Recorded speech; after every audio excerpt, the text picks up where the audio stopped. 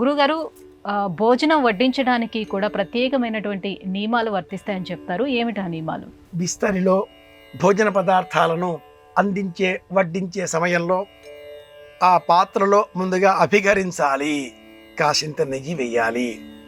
తదుపరి ఆ తరువాత ఇతర పదార్థాలను పచ్చళ్ళని ఎడమ చేతి వైపు, కూరలు అథరువులను కుడి చేతి వైపు, అలాగే పప్పు ఎదర్రగా అన్నానికి మనకు మధ్య ముందర ఉండే విధంగా భక్ష్య, భోజ్య, చోష్య, లేహ్య పాయసములు అని 5 విధాలుగా ఉండే ఈ పదార్థాలలో పాయసం, భక్ష్యములు అలాంటి వాటిని అన్నానికి అవతల వైపుగా ఇలా అన్నింటినీ వడ్డించిన అనంతరం అన్నం పైన మళ్ళీ ఒకసారి అభికరించాలి.